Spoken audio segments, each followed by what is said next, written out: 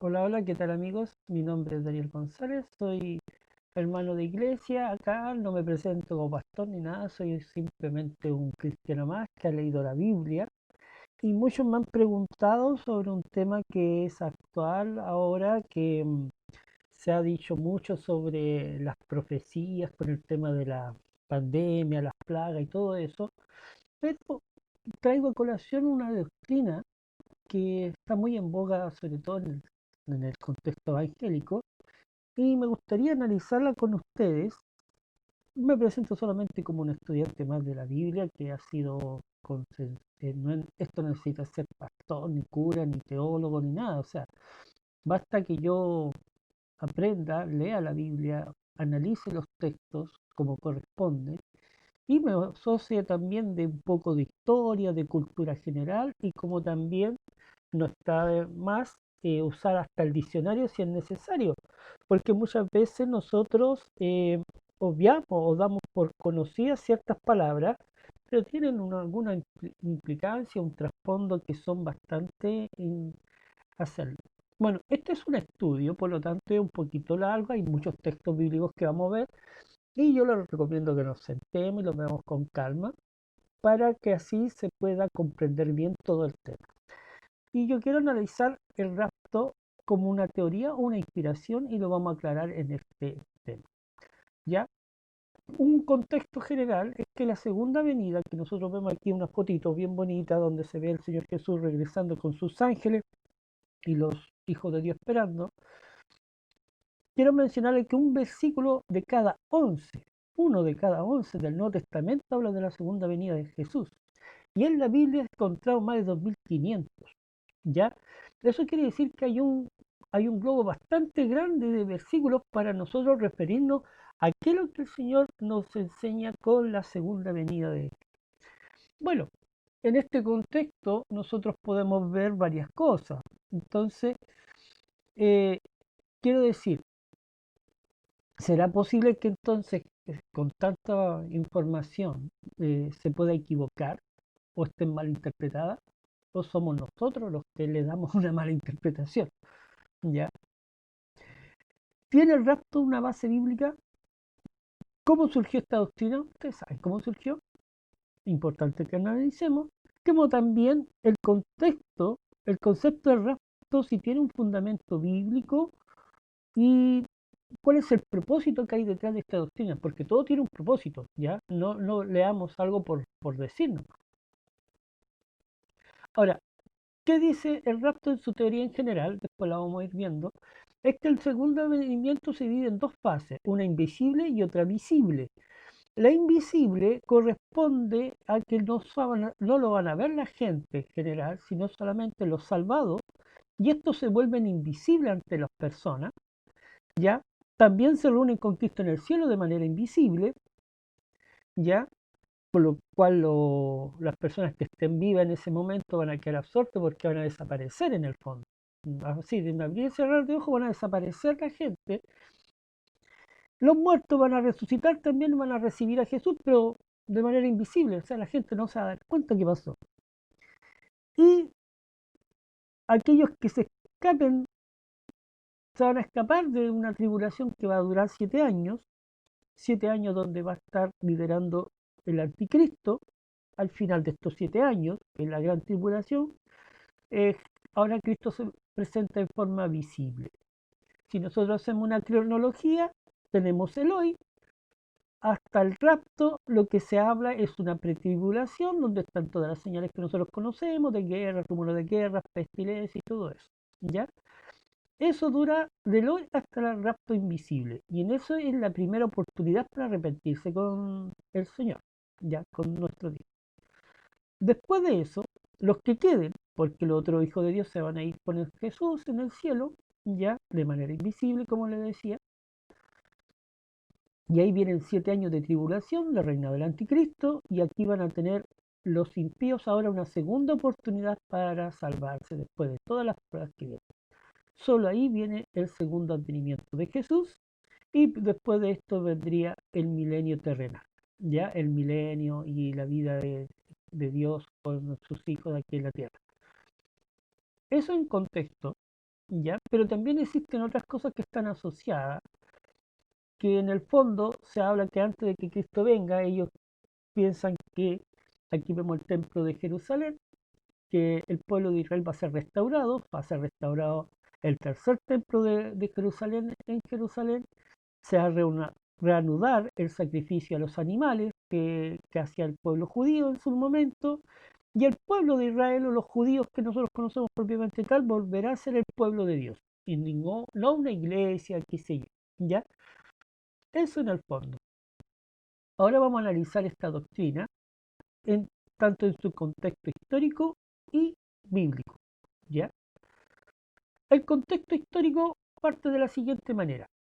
Eh, la doctrina del rapto no aparece ni en la Biblia ni en los evangélicos, sino hasta después de 1830. Antes de eso ni se hablaba del tema. Y esta fecha es muy especial y se la voy a contar por qué. Sus orígenes se remontan de la Reforma Protestante, donde los reformistas hablaban de que el Papa era el anticristo, por lo tanto el Papa, eh, eh, o el Vaticano mejor dicho, encargó al jesuita Francisco Rivera eh, que buscar una solución para desviar la intención de que sigan señalando al papado como anticristo, ya porque le está causando estragos. Entonces, después de estudiar mucho, él sugirió que las profecías de las 70 semanas no se cumplían con Jesús. Qué extraño esto, pero y que iba a ser algo en el futuro y que todavía no tenía cumplimiento. Por lo tanto, no podía señalarse al papado, al Vaticano, como el anticristo. ¿Ya? Entonces estaba todo mal interpretado. Otro tema histórico es que esto se empezó a conocer como futurismo a muchas de las profecías que ya son cumplidas. Varios padres jesuitas, que aquí mencionan sus nombres, empezaron a popularizarlo para desviar la atención acerca del Papa. Y el año 1830 hay un punto crucial. Entre los evangélicos, la señora Margaret MacDonald reclamó que por inspiración en un sueño había visto al Espíritu Santo, le reveló que el Señor Jesús habría de raptar o raptaría a los creyentes de él, de este planeta, antes que el anticristo se manifieste en los últimos días. ¿Ya? Ese es el concepto general. O sea, ella soñó que iba a ocurrir que el Señor iba a raptarlo. Y usó esa palabra. Luego, otros hermanos de Plymouth, John y Derby, algo así, ¿ya? Popularizaron esta teoría, se incluyó una Biblia de estudio de Scofield, ¿ya? Y después siguió siendo popularizándose a través de un libro que decía la agonía del gran planeta Tierra, que en el fondo hablaba de la tribulación antes de que viniera el anticristo. Las primeras conclusiones son las siguientes y son un poquito duras, ¿ya? No nace de un versículo bíblico. ¿Por qué? Porque no, o sea, y de hecho hay muchas doctrinas que son muy antiguas, sino que esto viene del 1830 con el sueño de la señora McDonald cuando recibió esta visión y de ahí empieza a aparecer, ¿ya? Y fue, luego de recibir esta visión, fue acomodada a contextos bíblicos, ¿ya? Eh, Todos estos, le adelanto, están sacados de un contexto que contradice los más de 2500 versículos de la Biblia que menciona la venida de Cristo, ¿ya? Y que ninguno apoya directamente o explícitamente la doctrina del rapto. O sea, no hay un versículo que se menciona la palabra rapto. De los 2500 versículos de la Biblia, no hay ninguno que use la palabra rapto, siquiera aparezca mencionado, ¿ya? Y también está basado en supuesto que lo vamos a analizar después con mayor detención. Llegando a la Biblia. ¿Qué dice la Biblia con respecto a la segunda venida de Jesús? ¿Cuáles son los textos que se fundamenta esta doctrina por lo cual yo le adelanté algunas cosas que ni siquiera menciona la palabra rapto en la Biblia. ¿Ya? Está apoyado en la roca o tiene un fuerte fundamento, a eso me quiero hacer, está en la roca o en la arena, está bien cimentada en la palabra de Dios o no. Eso es lo importante. O en Jesús. Ahora, vamos a contextualizar. Contextualizar para identificar que algo no esté erróneo. Y hay unas técnicas de identificación, hay varias, yo quiero mencionar tres, ¿ya? Para señalarlo y de esa manera hacerme más fácil entender algunos textos bíblicos. Ojo, yo menciono tres, hay más, pero los que son importantes para mí es lo que la Biblia dice versus lo que no dice. Parece loco, pero lo importante es que si la Biblia no lo dice es porque no existe. ¿Ya? Si no lo dice, no existe. Y ahí lo vamos a contextualizar por qué. Otro, un texto fuera de contexto. Hay un dicho que dice que si la Biblia, si el texto está fuera de su contexto, es un pretexto. Parece un juego de palabras. Bueno, es un juego de palabras, pero tiene mucha realidad. Porque descontextualizan partes de la Biblia. Y eso lo vamos a analizar después. Y cuando un texto no apoya la idea central.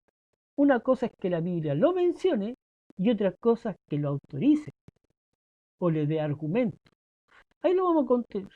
Pero es un engaño encubierto. Quiere decir que es una mentira insertada en medio de una verdad. Digámoslo de esta manera. Si este es un versículo bíblico, lo voy a hacer imaginariamente así, ¿ya? Todo este es el largo con, no sé, tendrá 20 palabras.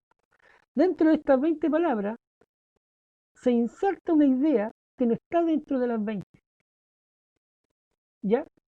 Porque no está apoyando la idea central. Dice otras cosas, sí, asociadas, parecidas, no sé. Pero lo importante es que sirve para confundir y puede sonar medio confuso, pero ahora vamos a explicar un poquito más adelante. Me tomo estos minutitos para explicar y después vamos a entrar a ver los versículos mediante este horizonte, mediante esta conclusión. El primer tema que yo decía era que lo que la Biblia dice versus lo que no lo dice, y si no lo dice es porque no existe. Ya.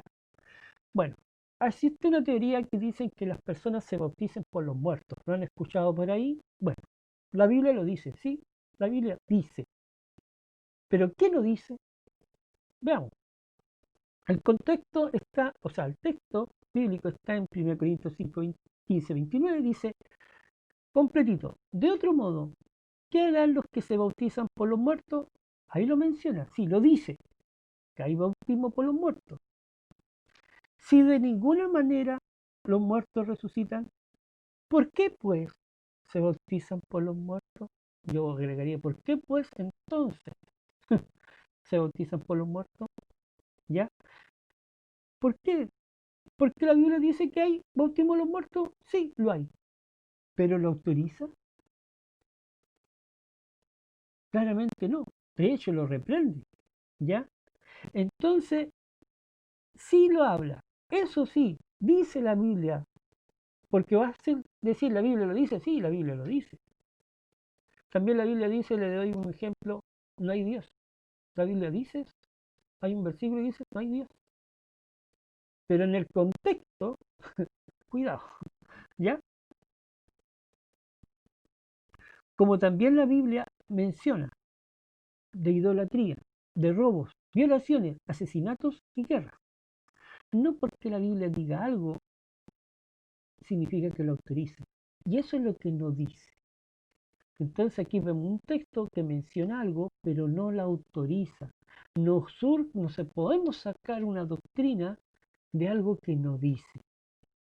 Aquí no dice que los cristianos tienen que bautizarse por los muertos, incluso dice una reprensión. ¿Por qué pues? Entonces, ¿por qué se bautizan por los muertos? Entonces hay que poner cuidado en eso. Ver bien lo que dice versus lo que no dice. Otro texto de ejemplo es un texto sacado fuera de contexto. Bueno, yo ya le había dicho que cuando sucede esto es un pretexto. Satanás utilizó este principio cuando estaba Jesús en el pináculo del templo y dice así: si eres hijo de Dios, tírate abajo, pues escrito está, a sus ángeles mandará cerca de ti, coma, y en sus manos te sostendrá para que tu pie no tropiece en piedra. La Biblia lo dice, sí, pero está en el contexto o fuera del contexto. ¿La Biblia dice esto realmente? Sí, lo dice, pero no es el contexto, es un pretexto satánico. ¿Y por qué digo satánico? Porque Satanás fue el método de Satanás para tentar a Jesús, sacar los textos fuera del contexto. Todas las tentaciones, las tres que hizo Satanás, citó textos bíblicos, pero fuera del contexto. En el fondo, al ser fuera del contexto, era una mentira, era un pretexto. El texto original se encuentra en Salmo 91 del día al 12, pero Satanás omitió algo. Omitió la frase que dice que te guarden en todos sus caminos. Por lo tanto, tiene un contexto espiritual de guiar. ¿Ya? Los ángeles nos guían a nosotros para que no tropecemos. Nos enseñan cosas, sí, pero no significaba que yo me coloque en un templo, en este caso en el pórtico del templo de Jerusalén, que algunos decían que llegaba hasta 40 metros de altura, pero imagino que eran varios metros y eran muerte segura. Pero al sacar esto, Satanás les saca el contexto, les trae una parte para interpretarlo a su manera. ¿Ya? Entonces aquí Satanás omite algo para apoyar su propósito, cambiar el sentido real del versículo, y eso lo vemos muy a menudo en muchos textos bíblicos. Dicho de otro modo, es sacar o no mencionar parte del texto bíblico que no le conviene, sean antes, después o entre medio. No ven el globo, ven lo que a ellos les interesa. Por eso yo les decía del Salmos 14, dice, no hay Dios. Lo dejo de tarea para que vean en qué contexto está dicho ese versículo.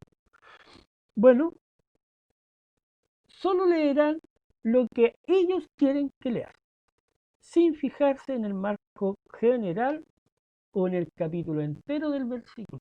Esas cosas hay que poner harto ojo cuando solamente lees o extraes una parte, y lo vamos a ver en muchas ocasiones, porque van a ser usadas conforme a su propósito. Aquí vemos una ilustración donde Jesús está siendo tentado por Satanás, que se lance abajo, ya, porque sus ángeles lo iban a mandar sobre ti para que no tropiece pie sobre piedra. Este es el método de Satanás. Cuando un texto es sacado del contexto, es el método de Satanás. Y lo usó en Mateo 4 en todas las tentaciones. Le dijo Jesús, le citó, di que estas piedras se convierten en pan. ¿Ah? Oye, cuidado, muchas cosas están basadas en la Biblia, pero sacadas del contexto. El método de Satanás consiste en hacer así. Y el último ejemplo, cuando un texto no apoya la idea central o relevante, si el texto bíblico o los textos bíblicos no apoyan la idea principal, es un engaño encubierto. ¿Qué quiere decir? Es una mentira insertada en medio de la verdad. Lo voy a explicar de esta manera. Este es mi texto bíblico. Puede tener 10, 20 palabras, lo que sea. Imagínense que lo que hago yo es insertarle una idea a este texto, pero que no está dentro. ¿Me entienden? Entonces, miren, hay unas personas que dicen que la creación de Dios dura 42.000 años porque un día para Dios son 1000 años y en el fondo el Señor está en este momento, nosotros estamos recién en el sexto día de la creación y después del milenio va a venir el fin y ahí se va a cumplir el séptimo día de la creación o el gran sábado. Entonces transforman los días de la creación en 6.000, después en 42.000, hacen una suma, pero resulta que el texto bíblico dice, pero amados, que, no ignoráis, perdón, que para el Señor un día es como 1000 años, 1000 años como un día. No está hablando de la creación. ¿Se fijan? Está insertada la idea dentro de un texto bíblico. porque no hay ningún minuto de la creación, ni los 42.000 años. Entonces no está apoyando esa idea central, ¿ya? O sea, utilizan esto para confundir. Usan matemáticas, esto, otro, pero en ningún minuto dice lo que importa, ¿ya? Por dar un ejemplo, yo puedo hablar del Señor Jesús y decir que el Señor Jesús mide 1,80 m. Entonces lo importante es dónde dice el 1,80 m. Porque sí vamos a encontrar en la Biblia llena que habla de Jesús, pero a mí lo que me interesa de la idea central es si mide 1,80 m. Entonces, esas cosas hay que tener claro porque si no se presta para confusión. Y una manera de insertar mentiras es confundir, ¿ya? Y bueno, con toda esa suma, como le decía, se presta confusión. Para dejar claro el tema, miren, en Génesis 1.5 dice que fue la tarde y la mañana un día.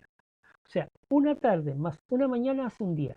El periodo de oscuridad con el periodo de claridad, las dos se juntan y eso hace un día. Entonces, un día estamos hablando de 24 horas en el fondo. ¿Por qué? Porque está juntando eso. Cada día de la creación dijo, y fue la tarde y la mañana un día. Ejemplo, Génesis 1.5 y otros versículos más. En Hebreos 4.4, ya en el Nuevo Testamento, dice que el Señor reposó el séptimo día. Si, entonces, si ellos dicen que la creación todavía no se ha terminado, que todavía falta reposar el último día, ¿por qué aquí dice el Señor que sí lo reposó? O sea, aunque la Biblia habla que un día para el Señor son 1000 años, es una referencia a su eternidad. No está hablando de la creación, ni está hablando de una manera perfecta. Eso es lo que se le insertó al versículo. Aquí teníamos el versículo, un día para el Señor es como 1000 años, 1000 años como un día, pero ahora le inserta la idea a eso, que no está, como si fuera profético y como si fuera que la creación todavía no se ha cumplido. Cuidado. Una cosa es que el Señor sea eterno y otra cosa que hablemos de la creación. Eso es lo que quería dejarlos claros. Cómo insertan una idea dentro de un versículo que no dice específicamente eso. Si ya tenemos eso claro, podemos ahora analizar los versículos que aparecen en la doctrina del rapto. Vamos a verificarlo conforme a la escritura, según lo que dice, según el contexto, según, o sea, bajo esas tres cosas. ¿Qué es lo que dice? ¿Qué es lo que no dice? ¿Cuál es el contexto? Y cuáles cosas no están dentro del versículo, sino que están insertadas. ¿Se entiende? Ya, cuando comprendemos eso con los ejemplos, vamos a entrar con los versículos. Primero vamos a analizar el concepto como ladrón y después vamos a ver otras cosas que están relacionadas a esta doctrina con los cuales se basa. Existen 8 versículos en el Nuevo Testamento que hablan como el Señor el ladrón y lo vamos a leer rapidito. La primera mención que voy a citar, segunda de Pedro 3.10, porque el Señor vendrá como ladrón. También en 1 Tesalonicenses 5.2, que después lo vamos a retocar estos versículos, solamente lo estoy leyendo, después lo vamos a analizar. Porque vosotros mismos sabéis perfectamente que el día del Señor vendrá como ladrón en la noche. Eso nos agrega en una noche.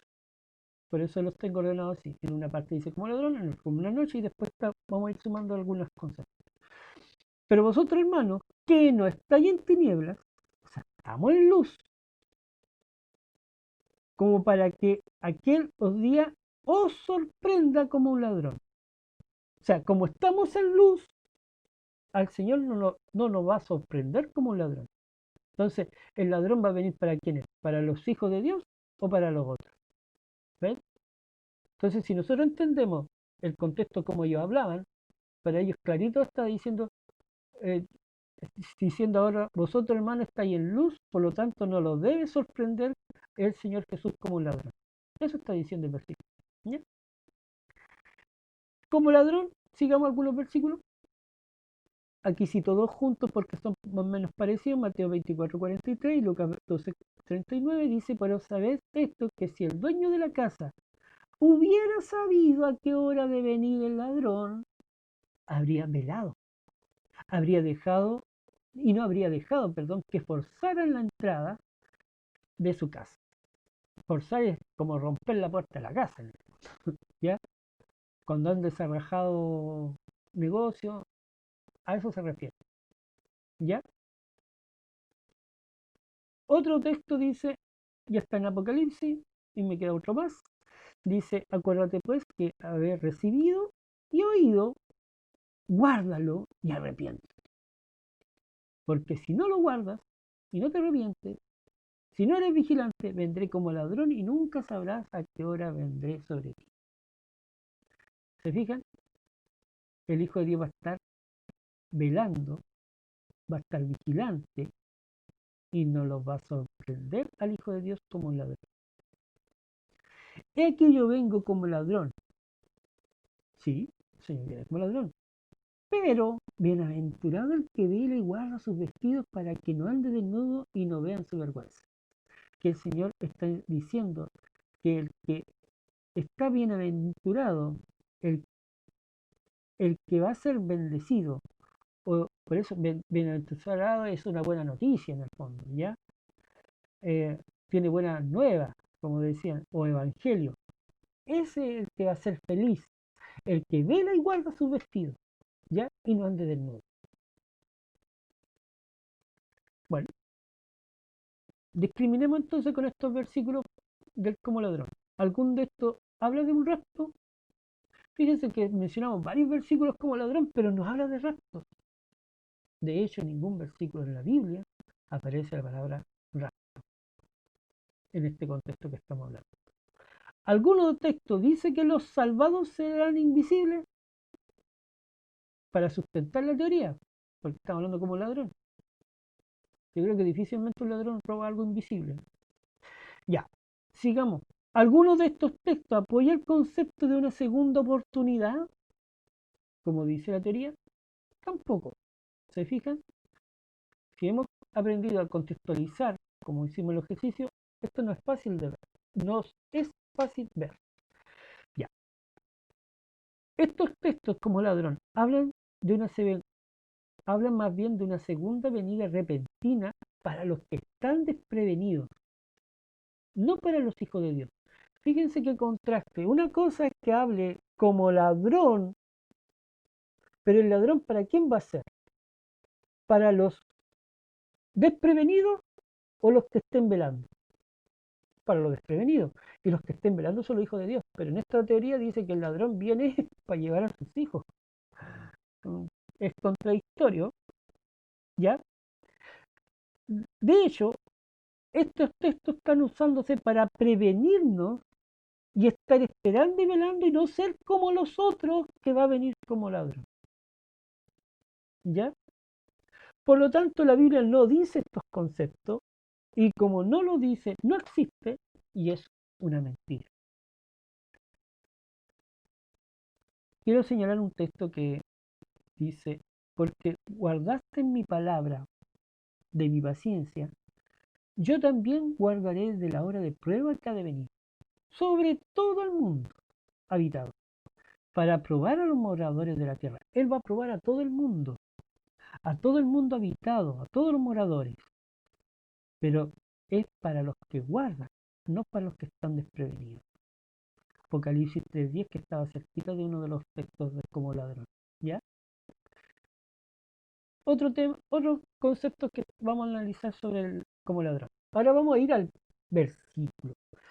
Yo le había dicho una cosa es que lo que dice versus lo que no dice. Veamos. ¿Dice que el Señor vendrá como ladrón? Sí, según de Pedro 3:10. Pero ojo, hay puntos suspensivos. El versículo completo no se lo leen. ¿Por qué no lo leen? Miren cómo dice el texto. Entonces los cielos pasarán con gran estruendo. Los elementos, o sea, la tierra, el agua, todas esas cuestiones, ardiendo serán deshechos. Y la tierra y las obras que están en ella, los edificios, todo eso serán consumidos. Ojo, ojo con esto. Cuando el Señor venga como ladrón, va a llegar y dicen como que va a forzar. Cuando hay un forzamiento, ya la entrada, como decía el texto de Jesús, queda una huella, se destruyó algo. Cuando roban en una casa, en un local comercial y desarrajan el candado, queda una huella. Aquí la huella va a ser tan grande que todos los elementos van a estar ardiendo y la tierra va a ser consumida. Y lo dice el contexto 3:10. Y se escapa de una avenida invisible que, como que aquí todos se esfumaron y sigo mi vida normal. No es así. El Señor vendrá como ladrón. Sí, y en ese momento los cielos pasarán con grande estruendo. Un estruendo, va a haber un boche general grande. Yo lo escucho. Cuando hablo de estruendo, cuando hay un sonido fuerte, entonces no va a ser tan, digamos, inaudible, invisible. Imposible que algo sea invisible si la tierra se está quemando y se va a hacer deshecha. Por lo tanto, este texto está fuera de contexto y es un pretexto para señalar su idea, pero no le sacan lo que a ellos no le conviene. Otro ejemplo de este mismo es en Mateo 24, 40 al 41. Este es un texto muy conocido. Ya no vamos a analizar el como ladrón, porque ya señalé que ninguno menciona la palabra rapto, ninguno menciona que los hijos de Dios van a ser robados, en cierta forma, raptados, robados. Eh, También el sinónimo de rapto es eh, cuando a uno lo toman a la fuerza, para un secuestro. Eso, un sinónimo de rapto también es un secuestro. ¿Ya? El Señor no viene a secuestrar, no dice eso. Bueno, este otro texto muy común que se utilizan dicen, entonces dos estarán en el campo, ¿sí? Uno será tomado y otro dejado. Dos mujeres estarán en un molino, ¿sí? Una será tomada y otra dejada. Y con esto dicen, ¿ven que el Señor habla de rapto? Perdón, el Señor habla de rapto. No, el Señor dice que uno va a ser tomado y otro dejado. En otras palabras, uno va a ser salvado y el otro no. ¿Ya? ¿Y por qué este contexto lo digo bien claro? Porque ellos tenían, veamos la realidad del pueblo de Israel, lo vamos a analizar. Pero no dice rapto. A eso voy. No está insertada la palabra rapto, que es lo importante. No está insertada que el Señor los va a llevar. O sea, no sé, ¿me entiendes? Veamos algunas preguntas. ¿El texto menciona un rapto? No. Podríamos decir una desaparición, puede ser, pero tampoco lo dice.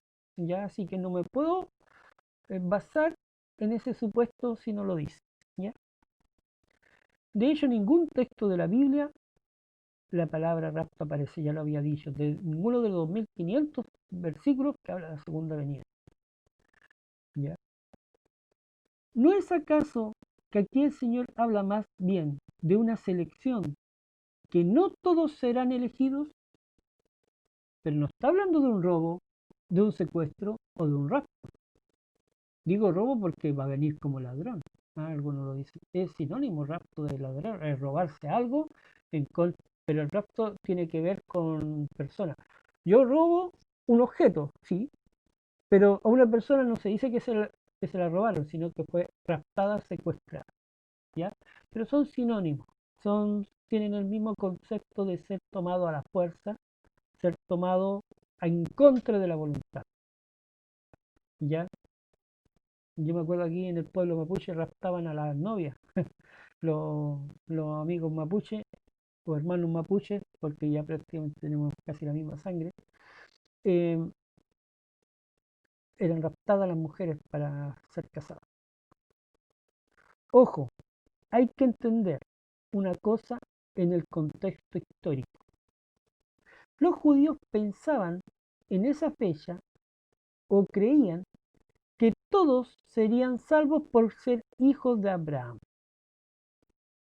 Y lo que Jesús le estaba mencionando que así no sería. De hecho, recordemos lo que dice también Juan Bautista. Y aquí hay un pasaje que está en Lucas 8:39, 8, 3, 8 y 9. Lucas 3, 8 y 9 dice, miren, haced pues frutos dignos de arrepentimiento y no comencéis a decir dentro de vosotros mismos, tenemos a Abraham por padre.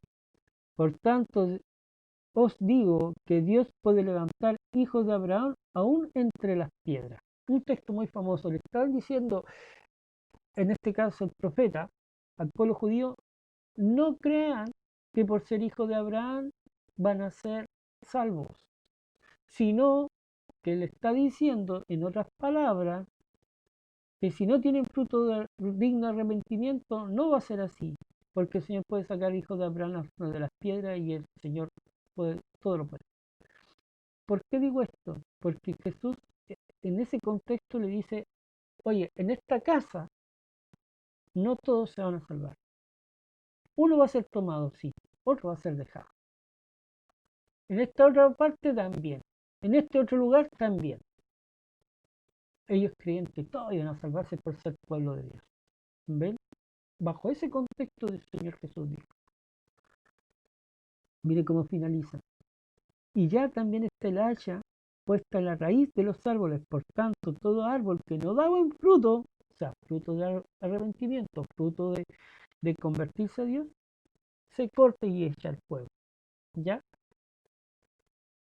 Ahora, ya leímos que uno va a ser tomado y otro va a ser dejado. ¿Qué dicen los textos anteriores? Y veamos el contexto. Miren qué interesante. Mateo 28, 39, Mateo 24, 38 y 39, que está antes del 40 y 41 que leímos anteriormente, de que uno va a ser tomado y dejado, dice como en los días antes del diluvio, lo tengo señalado. Recuerden, antes del diluvio, estaban comiendo, bebiendo, casándose y dándose en casamiento hasta el día que Noé entró en el arca y no entendieron hasta que el diluvio se los llevó a todos. Así será la venida del Hijo del Hombre. Oh Jesús. Claro, está hablando antes del diluvio, no en el diluvio. Hacen un paralelo que el rapto va a ser cuando Cristo venga. Aquí está hablando un contexto que va a ser antes de eso. ¿Ven la diferencia entre cuándo va a suceder? Aquí la Biblia dice antes, como en los días antes del diluvio. Todos van a estar haciendo lo que quieran en el fondo. Vino el Hijo de Dios y cerró la puerta, ¿ya? Y el diluvio se lo llevó a todo. Vino una destrucción. En un texto estamos hablando que la destrucción va a ser por fuego. Lo dijo según de Pedro 3:10. Aquí el Señor está diciendo que cuando el Señor venga, le va a venir destrucción. Entonces uno va a ser salvado y el otro va a ser destruido, diluviado. Van a estar casándose, ¿me entienden? Van a estar viviendo, van a estar haciendo sus negocios. Y no entendieron, le llegó de forma repentina y le vino el diluvio y se lo llevó a todos. Todo sería como en Noé. Ahí está el arca. No hay diluvio, es antes del diluvio. Noé le estaba predicando y ellos no estaban escuchando. Noé les decía, mire, viene la destrucción y la gente se reía. A eso se refiere Jesús, antes, según Mateo 24. Eso es antes. No hay agua todavía. No hay destrucción de la humanidad. Porque a eso se refería. Cuando el Señor venga va a haber destrucción de la humanidad. Y solo los que entren en el arca, en otras palabras, simbólicamente hablando, van a ser salvados. Más preguntas. ¿La venida del Señor va a ser como los días de Noé? Sí. Pero Noé estaba transparente o invisible. ¿A Noé lo arrebataron transparente, invisible? No. Eso no lo dice. la Biblia. Está incrustada esa idea. ¿El arca era visible o invisible? Son preguntas ridículas, pero a veces es bueno hacerlas. ¿Hubo una segunda oportunidad para los malvados? Cuidado, ¿ya? ¿Dios arrebató a esta familia en los cielos o los guardó en la hora de prueba? Fíjense la diferencia de ser arrebatado o separado de la destrucción o guardado y protegido. ¿Se acuerdan cuando el Señor dijo, Juan 16, creo que 17, dice, no os ruego que os quites de este mundo, sino que lo guardes del mal? Parece que por ahí lo tengo, lo vamos a leer. Bueno, ¿no estaba más bien Noé preparado ya como Noé preparó el arca? Dice la Biblia que durante 120 años estuvo predicando Noé. 120 años. En esos tiempos se veían 1000 años, algunos casi. Por poquito le faltó. Ya vivían varios siglos. Noé creo que vivió 600 años, si no me equivoco, o 720, 600 años cuando llegó el diluvio. O sea, él estaba predicando del año 500, 480 de su vida hasta el año 600, cuando le llegó el diluvio. Entonces, después podemos ver eso, estaba sacando la suma. Bueno, Noé estuvo preparando el arca durante 120 años. Eso era antes del diluvio. Y la gente se estaba riendo, comiendo, haciendo negocios y no entendieron hasta que se lo llevó. El velar y orar, el estar preparado para el retorno, se repiten una infinidad de versículos en la Biblia. Bueno, no una infinidad, pero muchos. Ya no tengo el contexto, pero leyendo el Nuevo Testamento fácil son más de 100, 200. Y después vino la destrucción repentina. Y ahí vemos a unas personas gritándole, sálvanos, Noé. No, cerró la puerta. Cerró la puerta nomás y el arca lo llevó. El arca lo salvó. Pero el agua se llevó a los que no eran. Ese es el ejemplo que pone Jesús. Antes del diluvio. No durante el diluvio. Y eso tenemos que aprender a separar los conceptos. Y no entendieron hasta que el diluvio se los llevó a todos. Eso es como no es. Eso es el contexto de que uno va a ser tomado y otro dejado. Lamentable en la historia, pero ahí están los dejados. No tuvieron una segunda oportunidad y la puerta estaba cerrada. Ahora, ya contextualizamos el concepto de Noé y cómo le llegó la destrucción y cómo Noé se preparó y sí guardó, se guardó. Existe el texto también en Lucas 17, 34 al 37, habla de lo mismo, del ladrón, que incluye una cosa: las águilas se irán a comer la carne de los cuerpos de los malvados o de los dejados. Este acontecimiento también está profetizado en Apocalipsis 19, del 11 al 19. Jesús ahora en un caballo blanco, con toda su gloria viniendo desde el cielo, con sus huestes celestiales, con vestiduras blancas, dice que Él viene y da una orden. Aquí hay un asunto que no lo tenemos claro completamente, pero está esta orden. Y miren, dicen que, os digo, que en aquella noche estarán dos en una cama, el uno será tomado, el otro será dejado. Ese es el otro texto que vemos. Dos mujeres estarán moliendo juntas, una será tomada y la otra dejada. Dos estarán en el campo, uno será tomado y el otro dejado. Y mire cómo remata Jesús. Y respondiendo le dijeron, ¿dónde, Señor? les dijo, donde estuviesen el cuerpo allí, se juntarán también las águilas.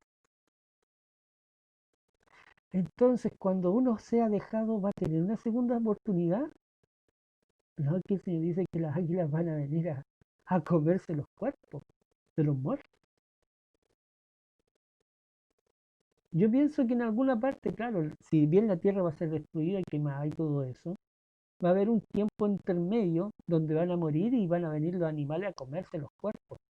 Y fíjense lo que dice Apocalipsis 19, del 11 al 19, y un ángel que estaba en pie en el sol clamó a gran voz diciendo, a todas las aves que vuelan en el cielo, venid y congregaos a la gran cena de Dios, y comáis carnes de reyes, de capitanes, carnes de fuertes, carnes de caballos y de sus jinetes, carnes de todo, libres y esclavos, pequeños y grandes. Oye, aquí hay algo fuerte. ¿Eh?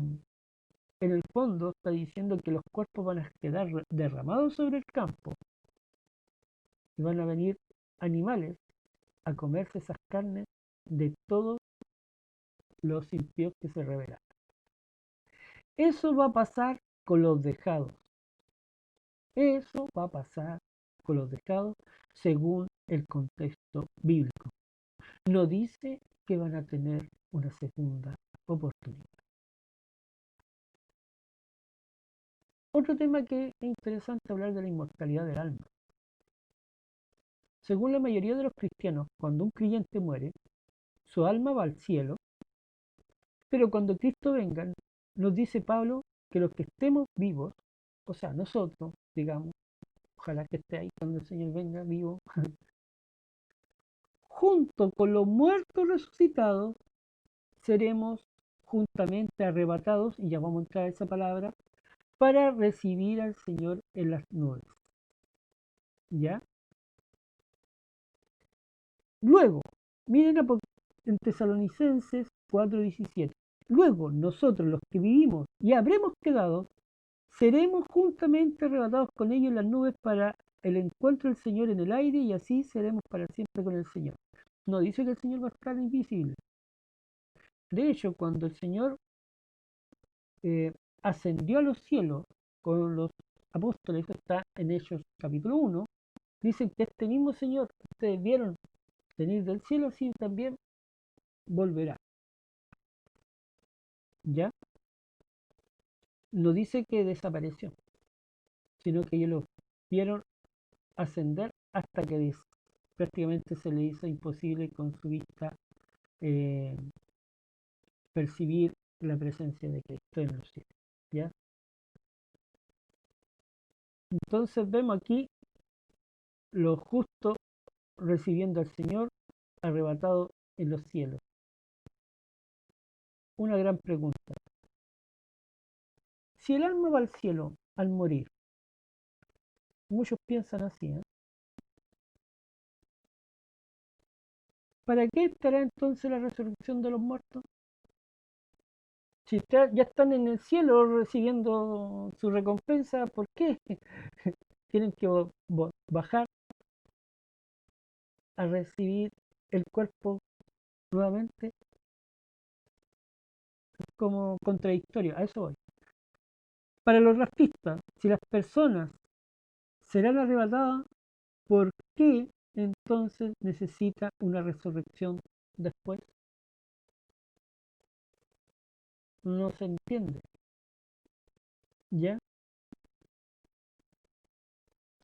¿Acaso tenemos un Dios que juega con nosotros, le lleva al cielo, luego le envía de nuevo a la tierra, a un cuerpo corrupto, para luego resucitar y volver a estar con él? O sea, lo lleva al cielo, lo baja a la tierra, a un cuerpo corrupto, después lo viste en corrupción para de no estar con él. Es como extraño, yo le dejo la pregunta, no quiero analizar eso porque un día vamos a analizar el estado de los muertos con mayor detención. No es mi afán ahora, pero lo quiero que ustedes lo tengan como parte del argumento. Esto es como raro, entonces algo no me cuadra. Más bien estamos hablando de una teoría equivocada que intentan adecuar forzosamente porque no aparece la palabra rapto, no aparecen estas ideas que ellos dicen de una segunda oportunidad. Cuando habla de ladrón, no está hablando, el ladrón no roba. A ver, perdón, ¿cómo el Señor va a robar algo que es suyo? ¿Me entienden el concepto? El ladrón viene para los que no son, los que están desprevenidos.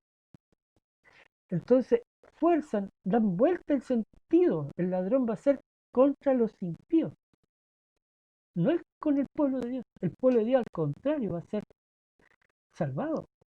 Y son sus hijos, no se puede robar ni raptar lo que es propio, que compró con sangre. Es como bastante contradictorio. Ya. Otros textos que yo uso. Vamos a pasar eso. Ya. Quiero llegar a este texto porque es bien interesante. Hay dos versiones cerca que dice, porque vosotros mismos sabéis perfectamente que el día del Señor vendrá como ladrón en la noche. Perfecto. Y el versículo 4 dice, porque hermanos, no estéis en tinieblas como para que el día os sorprenda como ladrón. Aquí tenemos claramente que los que están en luz no los va a sorprender como ladrón. Los que están en tinieblas va a ser como ladrón. Pero a los hijos de Dios no, eh, es, es un término de la, ¿cómo se llama esto? Del el grado de sorpresa que le va a llegar. ¿Ya? Pero, ¿dónde está el versículo 3? Primero Tesalonicenses 5:3. Nuevamente estamos descontextualizando o sacando una parte que no nos conviene. Veamos lo que dice. ¿Ya? Vamos a leerlo. Cuando os digan paz y seguridad, como a dolores de mujer encinta o de parto, que es uno de los dolores más grandes que existen, según la categoría médica. Entonces vendrá sobre ellos destrucción repentina y no escaparán. ¿Dónde está la segunda oportunidad? Era importante sacar ese texto porque esto contradice completamente el concepto de ellos, que van a ser dejados y van a tener una segunda oportunidad y van a venir pruebas y después todo eso que dijimos al principio. Aquí dice la Biblia que va a venir sobre ellos destrucción repentina. ¿Ya? Eso va a pasar con los dejados. O sea, es un texto fuera del contexto, por lo tanto es un pretexto. Sacaron lo que no les convenía. Es el método de Satanás que utilizó en, vamos atrás, es el método que Satanás utilizó para tentar a Jesús. En el Salmo 91 del 10 al 11, citó el 10, citó el 12, pero no el 11. En este caso vemos el mismo esquema. Se cita el versículo 2, el 4, pero no el 3. Y en o sea, en 2 Pedro 3:10, solamente la parte que les conviene y no hablan, no les sacan la parte de la destrucción. Cuidado con eso. Mucho cuidado con eso. Un texto fuera del pretexto. Omite el texto dentro del contexto de ladrón. ¿Ya? Porque va en contra de su teoría y aquí menciona que les llegará a los dejados de su teoría que va a venir destrucción. Le están diciendo tengan paz, seguridad si van a tener una segunda oportunidad. Claro, y van a estar comiendo y bebiendo como no es. Pero ¿qué pasó? Llegó el diluvio y se lo llevó a todos. Así dice la Biblia, no lo digo yo. Así dice la Biblia. La Biblia dice que les vendrá destrucción.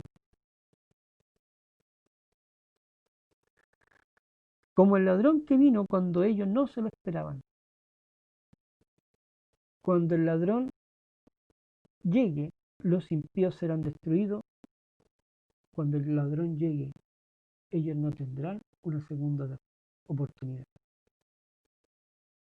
Dicen que ahí van a estar los cuerpos para que vengan las águilas a comer. Pero sigamos en el contexto. Leímos el 2, el 3 y el 4. ¿Qué dice el otro versículo? Veamos el 5. Porque todos vosotros sois hijos de luz, no en tinieblas. El ladrón venía para los que estaban en tinieblas, ¿cierto? Lo decía el versículo 2. Bueno, aquí dice, vosotros sois hijos de luz. No somos de noche ni de tinieblas. Por tanto, no durmamos como los demás, sino vigilantes y seamos sobrios. Le está diciendo, el Señor viene, sean sobrios, vigilen, guardaos. En el día de la prueba, decía el Señor Jesús. Y mira lo que dice acá. Habiéndonos vestido con la coraza de la fe y del amor y con la esperanza de la salvación como casco. Eso dice los versículos siguientes, no puse todo del 5 al 9. O sea, no habla que va a venir como ladrón, sí, pero a los que no van a ser destruidos.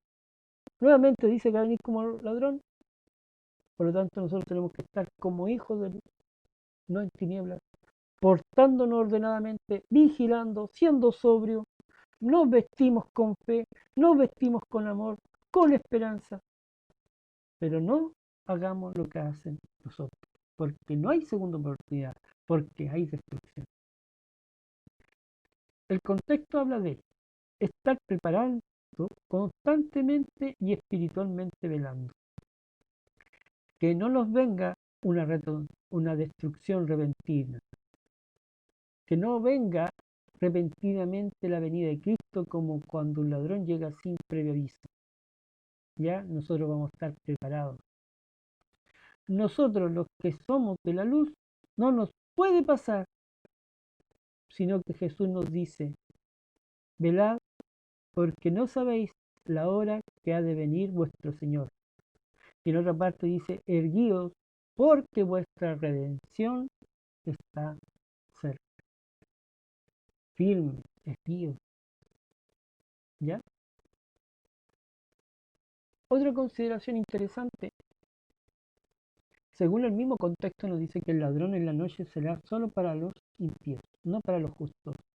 En la teoría del rapto, el ladrón es como para los viene a robarse su pueblo, o sea, robarse su pueblo, miren, cuidado, o raptarlo. ¿Por qué? Porque serán los impíos los que serán dejados de manera repentina. Porque los justos estarán como de día y no de noche. Como están los de noche, no van a estar durmiendo, no van a estar embriagados, sino que van a estar velando, siendo sobrios. ¿Ya? Y la venida de Cristo no nos va a sorprender. ¿Ya? El ladrón aquí conlleva un concepto de sorpresa y destrucción solo aplicable a los hijos de las tinieblas, no a los hijos de luz. Bueno, interesante eso. Entonces hay una concepción errónea del ladrón. Decir que el ladrón va a buscar a lo justo está fuera del contexto, fuera del concepto de la protección de Dios a los hijos de la luz. Porque puestos para ira, no estamos puestos para ira, sino para salvación, según el mismo texto en los versículos 9 y 10 se resalta eso. No estamos para ira y destrucción, somos para salvación. ¿Ya? Un ladrón toma lo ajeno, Dios viene a buscar a los suyos. Un ladrón toma lo ajeno, el Señor viene a buscar a sus hijos. Los impíos serán destruidos en este evento y no quedarán vivos. Los hijos de Dios se librarán de esta destrucción por estar atentos, por estar sobrios, por estar velando. El concepto ladrón es para los impíos, no para el pueblo de Dios. Además, Dios no puede robar o raptar lo que es suyo.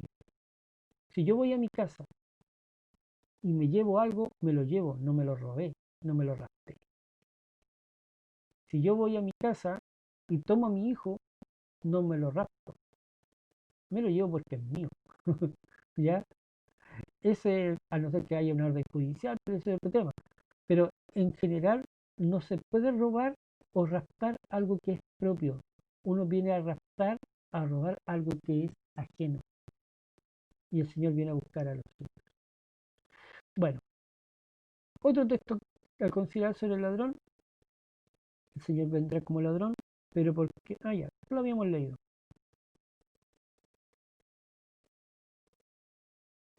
El Señor vendrá, esto lo leímos, como ladrón en la noche, entonces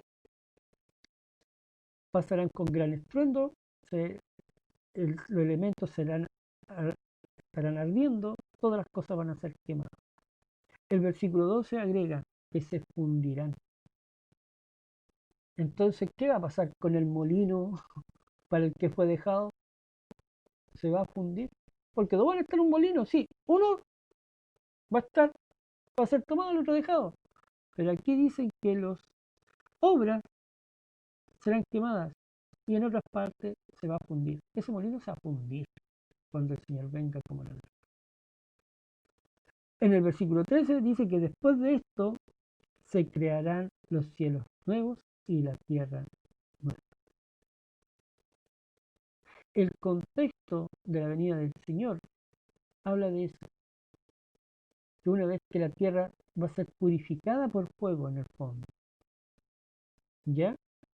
Y después de eso se van a crear los cielos nuevos y la tierra nueva. Entonces aquí vemos la venida de Cristo, unos van a estar con las manos esperando a Jesús, a recibirle, y bueno, el Señor Jesús aquí no va a tocar la tierra porque los hijos de Dios van a ascender al cielo y en ese sentido van a ser arrebatados. Arrebatados va a ser como tomados, en otras palabras, para recibir en los cielos. Pero en el fondo vemos cómo se están fundiendo las obras hechas por los hombres, edificio entero. Entonces no va a quedar raíz ni rama, como dice Malaquías. Eh, También no va a quedar edificio parado, sino que van a estar fundidos. Algunos que piensan que van a haber cosas que van a sobrevivir, lo veo bastante difícil por el contexto bíblico. Concluimos que después de la venida de Cristo tipificada como un ladrón en la noche por lo repentino, la tierra será devastada por un gran incendio global.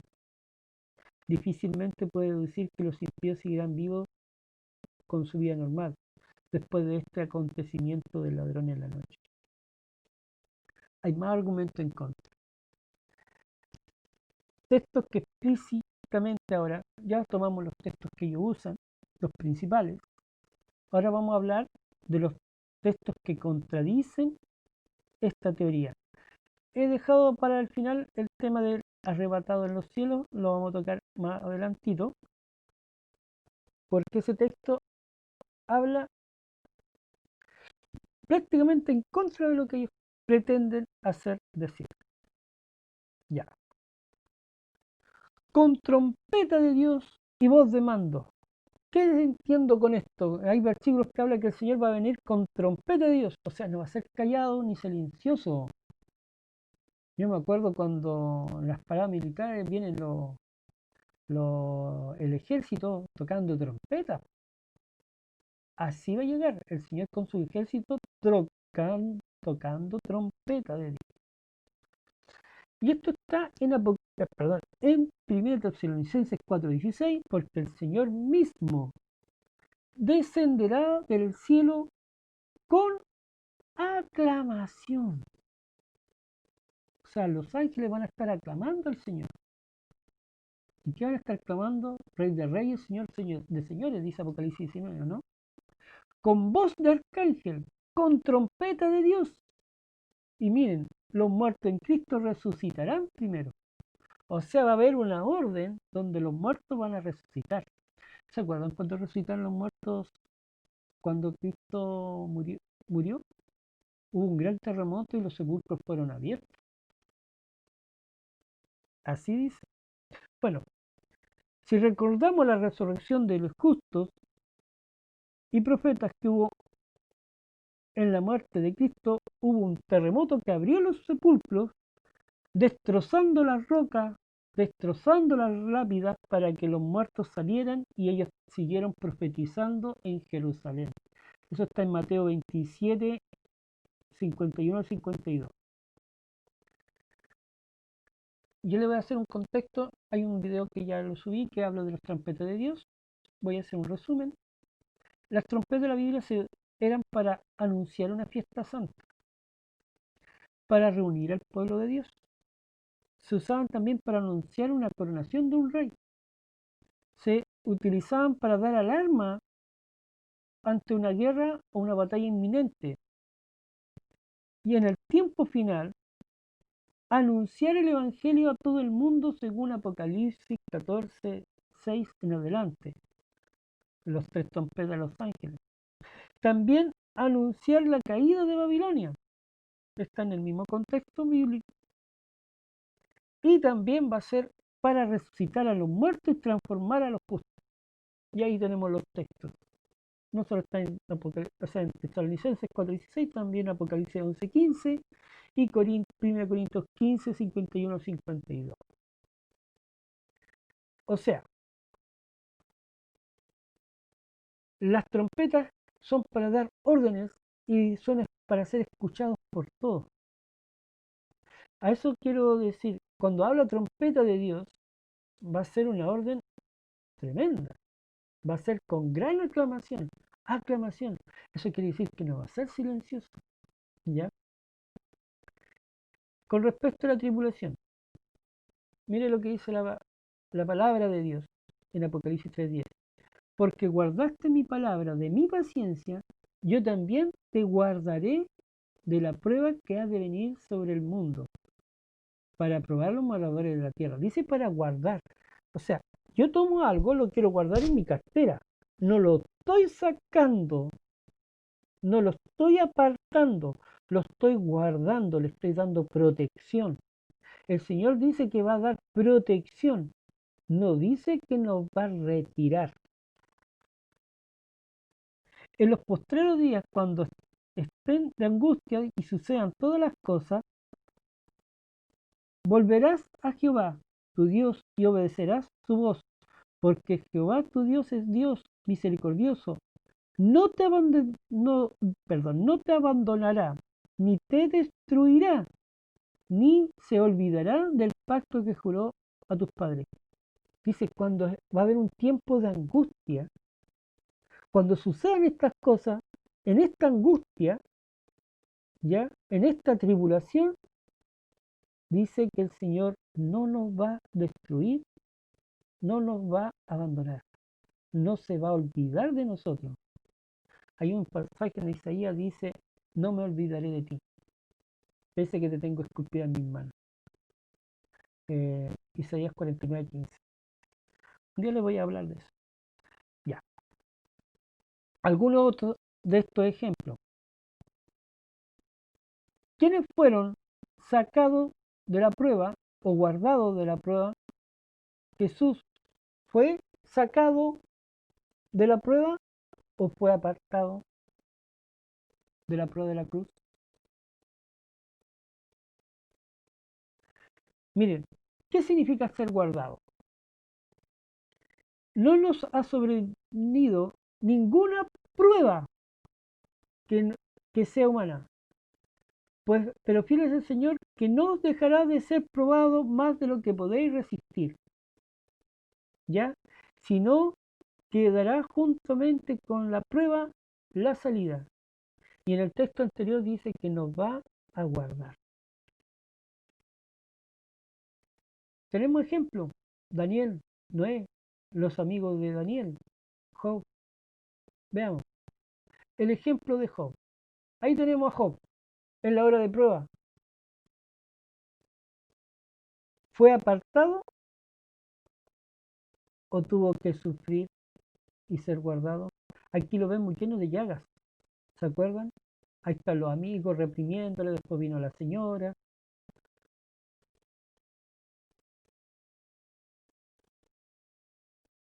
A Satanás se le instruyó por boca de Dios acerca de Job. No le pongas tu mano en él, sí, y guarda su vida. O sea, el guardar es proteger la vida. Ese es el ejemplo de Job. Pero tuvo que sufrir la llaga, tuvo que sufrir la muerte de sus hijos, la pérdida de sus bienes, en fin. Quedó prácticamente pobre, harapiento, y algunos dicen que capaz que tuvo lepra, por eso tenía esa llaga, esa herida. Y la gente más encima, su mejor amigo y su señora vinieron a reprimirle. Fue grande su prueba, pero no fue raptado, no fue arrebatado, no fue apartado. Tuvo que sufrir las heridas, sus heridas eran visibles en un cuerpo y visibles para todos, por algo vinieron los amigos de él a reprimirla. Él no quedó invisible, ¿ya? Como no es puesta a prueba vuestra fe, mucho más preciosa que el oro, el cual perecedero se refina en fuego. Nosotros queremos tener una fe probada, un oro refinado en fuego. El fuego es la prueba. Dice, en otras palabras, que cuando nosotros somos probados, nuestra fe es el oro, pero cuando el oro está refinado es porque fue probado en el fuego de la prueba. Eso nos refina nuestra fe. Claro, yo puedo decir, creo en Dios, pero cuando vienen las pruebas, ahí se ve el oro refinado. Cuando vienen las pruebas, yo permanezco al lado del Señor, como le pasó a Noé, como le pasó a Job. Noé, pucha, después de 120 años vino a cumplirse lo que estaba profetizado. Guardar es proteger en el tiempo de prueba como Noé. Las fieras llegaron mansas al arca y tuvo que dormir con ellas 40 noches. No fue invisible. Él tuvo que dormir, incluso hasta darle comida, me imagino. O Daniel con los leones y sus amigos no lo apartó. Tuvo que dormir con los leones. Daniel tuvo que amanecer con ellos. Quizás le sirvieron hasta de abrigo con el plaje. Los amigos de Daniel tuvieron que entrar al horno. Entrar al horno calentado 7 veces más. Ellos para fundir metales como hierro. ¿Ya? ¿Qué más le queda a un cuerpo humano? Ellos tuvieron que estar dentro del horno. Recordemos este texto como Noé.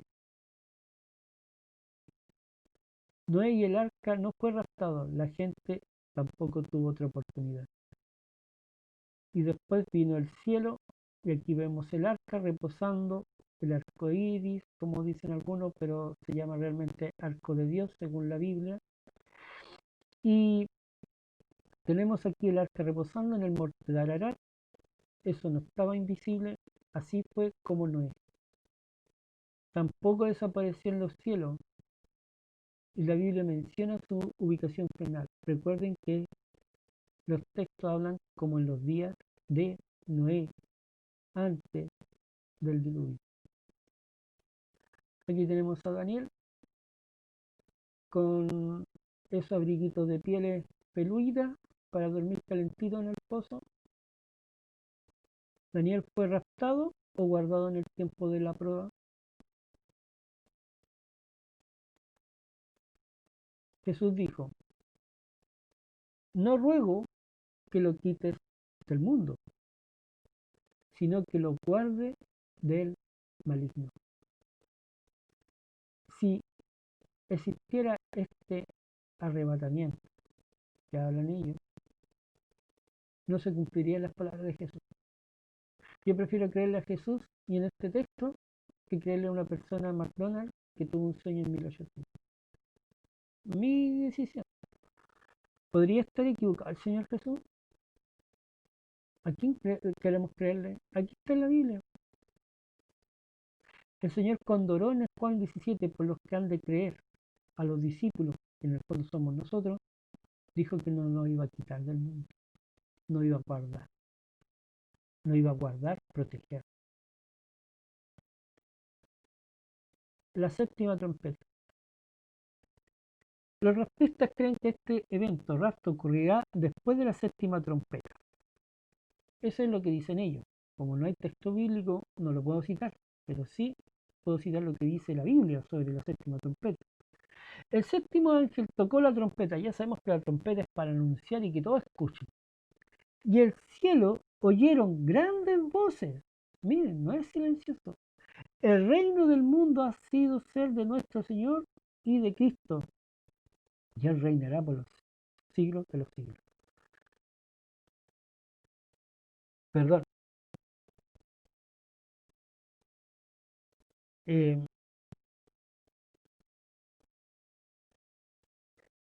Aquí vemos nosotros una contradicción, que después de la séptima trompeta no hay una segunda oportunidad para la gente. Cristo va a reinar. Y cuando Cristo reine, todos le van a obedecer. No va a haber gente que le desobedezca como ahora. ¿Ya? Pero lo importante es que la trompeta dice que van a ser con grandes voces en el cielo que decían. Difícilmente se puede llevar un evento silencioso o sigiloso si se van a escuchar grandes voces en el cielo con los oídos de trompeta y como dice Tesalonicenses 4:16, con trompeta de Dios. ¿Qué propósito Satanás tiene para esto? Uno es la doctrina de la inminencia. ¿Qué quiere decir? Involucra que el carácter de Dios trata de tergiversarlo. ¿Qué quiere decir esto? Que Dios puede venir cuando se le antoje y Él puede cambiar de idea en cualquier momento. Es decir, se guía por un impulso, regresa cuando Él se le ocurra, en el fondo, de acuerdo con su palabra y su voluntad. Esta doctrina, la idea es tratar a Dios como algo impulsivo. Después vamos a redundar eso, pero se lo dejo señalado, después lo vamos a conversar un poquito más. También está la doctrina de la segunda oportunidad. No se necesita preparación, pues sabrás con anticipación cuando regreses. Puedes equivocarte, total, hay otra oportunidad, sigue pecando, no importa. Si Cristo va a llevarse a los suyos y después voy a tener una segunda oportunidad y va a venir hartas pruebas en la tierra y después ahí el Señor va a tomar una decisión final contigo. También hay otro tema, el sacrificio de Cristo tiene un valor parcial. ¿Por qué? Con la reanudación de los sacrificios de los animales, que no hay texto que diga eso en la Biblia, entonces el sacrificio de Cristo no fue completo, porque el cordero simbolizaba a Jesús. Así dijo Juan Bautista, he aquí el cordero de Dios que quita el pecado del mundo. Entonces no bastó la cruz, tenemos que empezar a sacrificar de nuevo. Olvidan que en Mateo 27:51 dice que el velo se rasgó de en dos de arriba abajo por un ángel y que el cordero escapó. El Señor estaba sentenciando con la rajadura del velo del templo y que el cordero se arrancara, cosa que nunca pasaba, que se habían terminado los sacrificios. Se olvidan que esto fue rajado por mano de Dios. Entonces, ¿por qué reanudarlo? ¿Por qué reanudar algo que el Señor ya se cumplió la profecía del Cordero que moría por nosotros? Conflicto de los siglos, capítulo 1, un libro muy bueno que lean, dice, el mundo de hoy no está más dispuesto a creer el mensaje para este tiempo de lo que estaba en los días de los judíos, para recibir el aviso del Salvador respecto a la ruina de Jerusalén. Venga, cuando venga, el día del Señor o de Dios caerá repentinamente sobre los impíos desprevenidos. El día menos pensado, en medio del curso rutinario de la vida, absortos los hombres en los placeres de la vida, en los negocios, en la casa, en el dinero, ya, cuando Estos guías religiosos ensalcen el progreso y la ilustración del mundo y los moradores de la tierra se dejen arrullar por una falsa seguridad, entonces, como ladrón que media en la noche penetra en una morada sin custodia, así caerá sobre ellos destrucción sobre los desprevenidos y no escaparán. Ya se me fue que eso está en Primera de Tesalonicenses 5.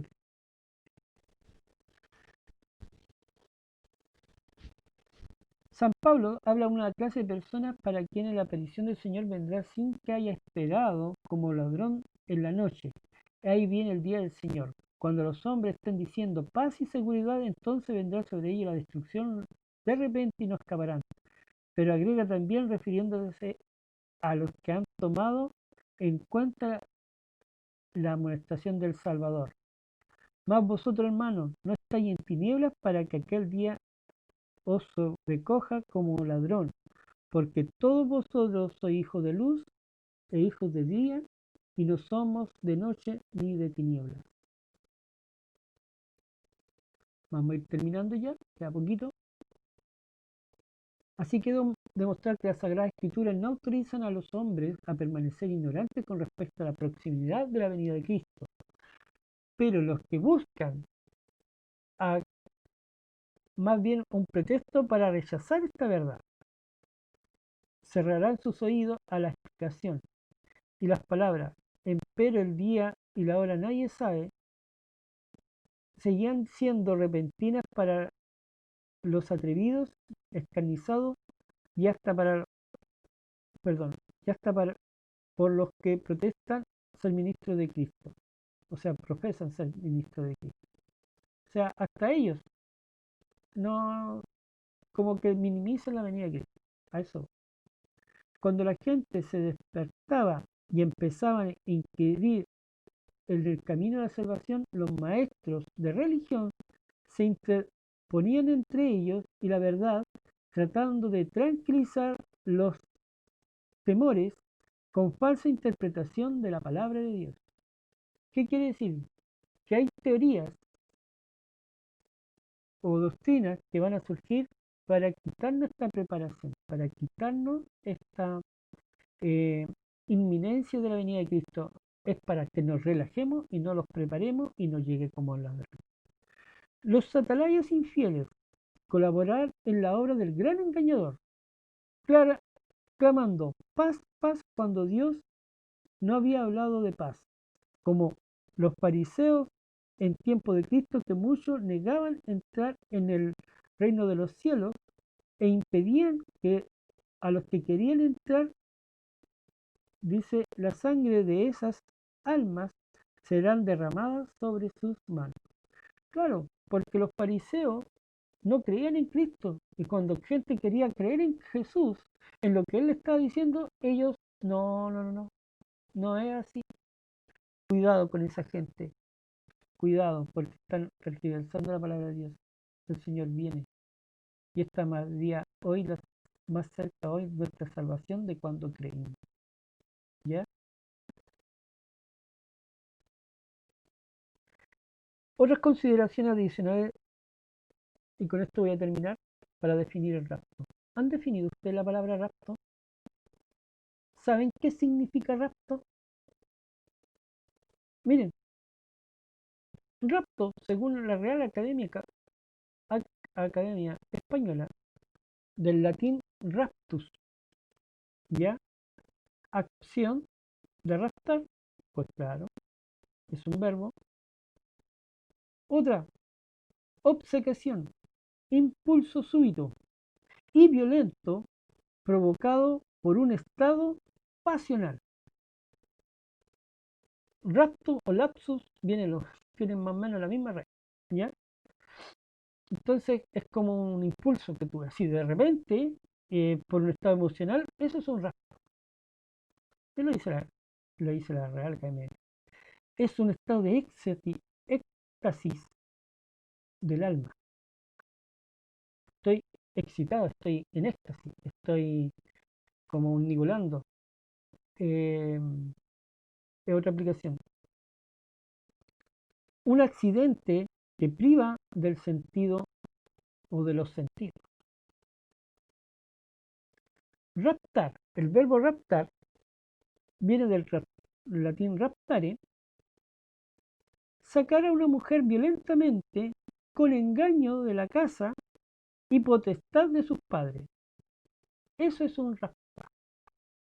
Cuando yo rapto a alguien, puedo raptar a una mujer de manera violenta en contra de su voluntad. El Señor viene a raptar a lo suyo en contra de nuestra voluntad. Cuidado. Secuestrar a una persona cualquiera, por ejemplo, para obtener un rescate. El Señor viene a eso. Esa es la definición de raptar, señores. No lo dice la Biblia, no lo dice Daniel, lo dice la Real Academia Española. Una persona que viene a secuestrar, por ejemplo, en la selva colombiana, lo que hacían las FARC y esos movimientos extremistas, raptaban a una persona, la secuestraban para pedir rescate. El Señor necesita raptar. Recuerda que raptar es cuando tú quitas a algo que no es tuyo. El Señor viene a buscar lo suyo. ¿Se puede raptar algo suyo? Hermano, ¿se puede raptar el Señor algo suyo? No. Y no. Y tampoco el Señor va a venir, por ejemplo, a secuestrarnos en contra de nuestra voluntad. No. Y tampoco el Señor va a pedir rescate por nosotros. Porque el Señor pagó la deuda con sangre. Esto está totalmente contrario a lo que hemos leído en la Biblia, en todas sus letras, y lo que hizo el Señor maravillosamente cuando nos compró con su sangre. Eso hace un raptor. Eso hace un raptor. Así han definido al Señor, como un raptor. Como alguien que tiene éxtasis, como alguien que quiere sacar a una mujer violentamente, pero secuestrar a una persona para pedir rescate, perdón. No creo que el Señor, en su inmensa sabiduría, utilice esa palabra para sí. ¿Serán que no ven que una palabra que califica a nuestro Señor como un ladrón prácticamente arrebatado e impulsivo? Un ladrón arrebatado e impulsivo. ¿Usted cree en eso? ¿Alguien desearía ser calificado así de ustedes? ¿Como un ladrón arrebatado y impulsivo? ¿Un secuestrador? ¿Un raptor? Dios, el ser más inteligente del universo, usaría ese ejemplo para definirse con su iglesia que ama, que quiere que su hijo la ame. ¿Ah? ¿Va a usar ese ejemplo tan? O yo veo al Señor Jesús como el pan de vida, como el cordero. ¿No son un ejemplo amoroso? Versus un raptor. ¿Acaso puede raptar algo que es suyo, Señor?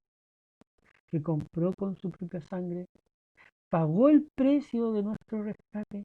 Él no está pidiendo un rescate. Aquí el que raptó al mundo fue Satanás. Y el Señor pagó el precio con su vida. Y esta doctrina invierte el papel. Invierte el maravilloso sacrificio de Cristo al comprarnos con su sangre. Ese es el objetivo. ¿O será como dice la Escritura? El Señor va a venir a buscar a los suyos. El Señor viene a buscar lo que es de él o viene a secuestrar para pedir un rescate lo que no es suyo. Abramos los ojos. Vamos a seguir con la idea. Ahora voy a ir a un diccionario de sinónimo y antónimo. Sinónimo de rapto. Usted que es evangélico, con cariño le digo, con mucho cariño. Arrebato, arranque, impulso, éxtasis, arrebatamiento, enajamiento, enajenación, pronto, embelezamiento, paroxismo, acomedida, embriaguez, embrujo, encantamiento, encanto, pasmo, suspensión, transporte, embelezo, arrobo, síncope, patatús, telelele, telele, lele, algo así,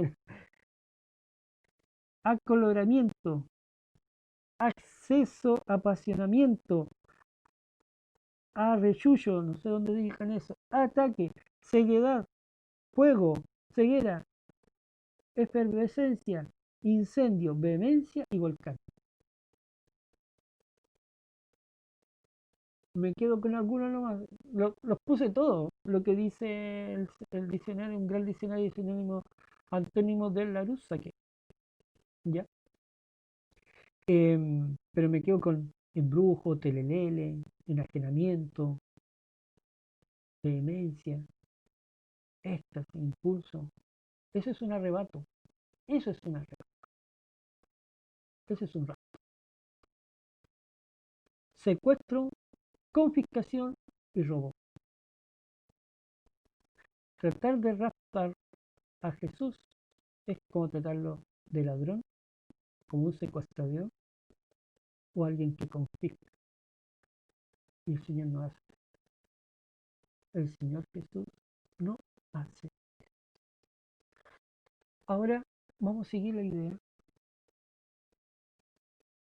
y vamos a hablar de los antónimos de rapto. Usted que es evangélico, fíjense en los antónimos de rapto.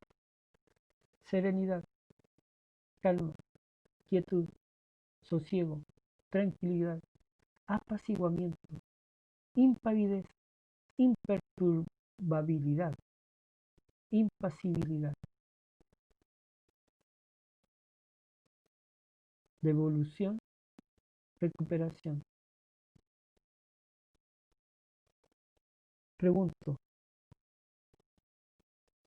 ¿a cuál de estos en los sinónimos o los antónimos están los frutos del espíritu? Lo repito, en los antónimos o en los sinónimos están los frutos del espíritu. De Gálatas 5. ¿Usted que cree que el espíritu de Dios está sobre él? Sí, pídele a Dios que le ilumine eso. ¿Cuál espíritu tiene Cristo? ¿De un arrebatamiento o de una calma en la cruz?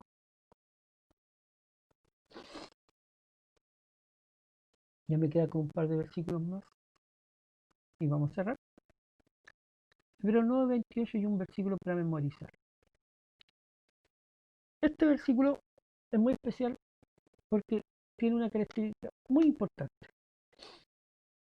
Hablando de Jesús, Él fue ofrecido una sola vez.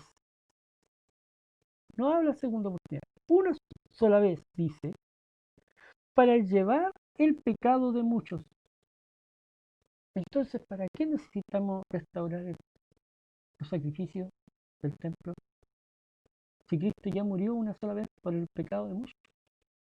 Y fíjense lo que dice. Y aparecerá por segunda vez. Aparece, se muestra por segunda vez sin relación con el pecado para salvar a los que le esperan. Vuelvo a repetir, Él murió una sola vez por nosotros, sí, para llevar el pecado. Y después dice que viene por segunda vez o aparece por segunda vez para salvar a los que le esperan. El texto bíblico nos dice que el Señor vino una vez a morir por nosotros, sí, lo dice.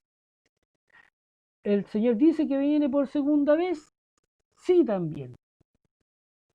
El texto habla de aparecer a salvar a los que le esperan, la segunda venida, ya sin relación con el pecado. No más chance porque ya murió una vez. Dice que hay algo intermedio entre la muerte y su venida visual. No. Hay algo en este versículo que es tan clave. Hay algo entre la muerte de Jesús y cuando venga por lo suyo, no.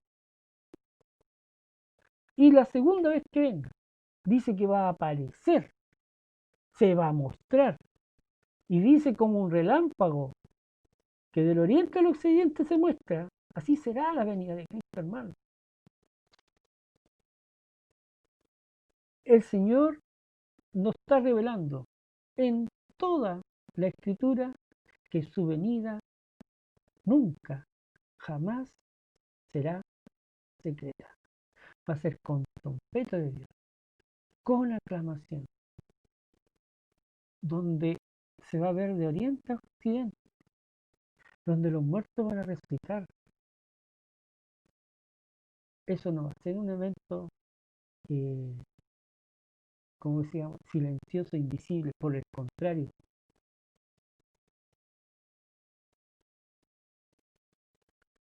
así también fue ofrecido una sola vez para salvar el pecado de muchos, primera venida, y aparecerá por segunda vez en relación con el pecado, la segunda venida. Esos son los dos eventos importantes, no hay nada entre medio, no hay nada entre estas dos. Hebreo 9:28. Cristo siempre, todo lo que hizo, lo ha hecho de forma visible, porque somos carta abierta al mundo. Somos nosotros, estamos en escena, somos una escena ante los ángeles. Estamos siendo vistos por todas las potestades. El Señor no hace nada encubierto. No. Esto queda para la tarea. Esta es la cronología de la segunda venida. Tenemos que en el hoy existe un zarandeo, prueba, la lluvia tardía, va a venir una marca de la bestia, después van a venir grandes persecuciones religiosas, va a venir un fuerte pregón, pues el 2.1 lo dice eso. La manifestación del anticristo, después hay un cierre de la gracia del Señor, ya empiezan a caer las plagas, el Armagedón, la última señal que está por venir. Y ahí, después de todo eso, llega Jesús. Entonces viene la primera resurrección, la transformación de los salvados, ya, el juicio, y a eso nosotros lo conocemos como el milenio. Después llega la nueva Jerusalén, que desciende del cielo, ya, y esto lo podemos ver que hay un tiempo de angustia, hay una angustia de Jacob, ya, y después viene el milenio celestial y después viene la eternidad. Eso lo vamos a dejar para otra ocasión, pero es como para que vean cómo se ordena realmente el tema, pero la angustia previa y la angustia, los tiempos de angustia son antes de la venida de Jesús. Son antes. La verdadera venida de Cristo será visible. Todo ojo lo va a ver como un relámpago del oriente a occidente, con todo su ejército de ángeles y huestes celestiales, con estruendo, con trompeta, con toda su gloria y majestad, con gran aclamación, ya sin relación con el pecado, y a buscar a los que le esperan. Iluminará toda la tierra con su venida, eso lo sale en Apocalipsis 18. Se destruirán todas las cosas y los impíos serán quemados por el resplandor de su gloria. Habrá un gran terremoto que moverán los montes al mar, desaparecerán islas, se abrirán los sepulcros. Dicen que los impíos van a gritar a las rocas de los montes caigan sobre nosotros. Se manifestará la última señal en los cielos que falta. Ahí le voy a comentar un día eso. Se ve el templo de Dios en los cielos. Se va a ver su arca, su ley, y va a haber grandes voces y terremotos y relámpagos y truenos. Eso sale en Apocalipsis 11. El que viene en las nubes, dice el Señor, todo ojo le verá, y los que les traspasaron, Apocalipsis 1:7. Fíjense que no solo los justos lo van a ver, sino también los que los traspasaron, los que los mataron. ¿Cómo va a ser eso? No sé, pero esto nos indica que tanto justos como impíos van a ver la venida del Señor. Y esto está en Apocalipsis 1:7. Recordemos que las visiones empiezan del versículo 10. Por lo tanto, aquí es un relato de Juan, no en visión, es un comentario de un apóstol inspirado por el Señor que lo dijo no en visión, así que esto no es simbólico.